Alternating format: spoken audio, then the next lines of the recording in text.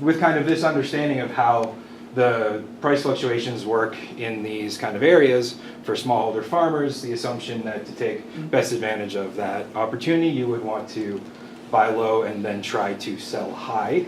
But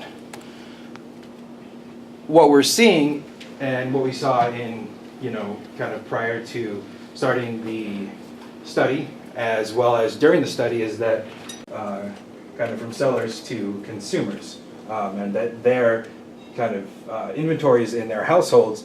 Asked of the farmers we were working is, why do you sell at harvest instead of later when prices are high? And constraints at harvest time, and when that income kind of came from selling, or when they had the opportunity to gain income from their harvest at harvest time, they were in a situation where they needed to sell, either due to outstanding bills or for school fees, as well as several other kind of prime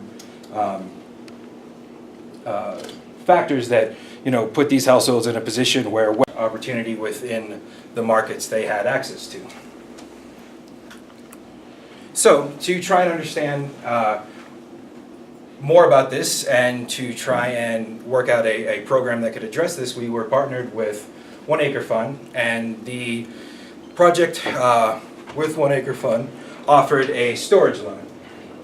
Essentially, this program offered cash to farmers at the time of harvest, and also 3 months after harvest. The two treatment periods, one was based on kind of information that there were a lot of accrued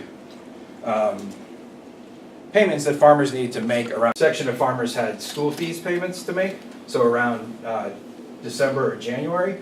There was also kind of a high factor to the need for the loan. We offered 2 different cash loans. One right around that the participating OAF farmers who were offered the loan, and on average it was about $100. So farmers were generally storing anywhere between 3 and 5 bags as collateral, and the average value of that loan they were giving was about $100, around 9,500 or 10,000 Kenyan shillings.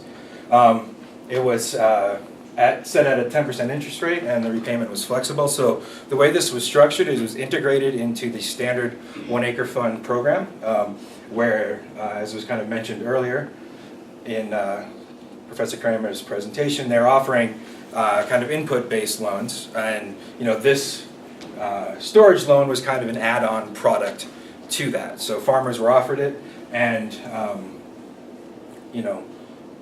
kind of explain the details of the program, how it would work, and the expectations of the collateral, and the idea that by storing your maize for anywhere from 3 to 5 months, you'll be able to potentially return a higher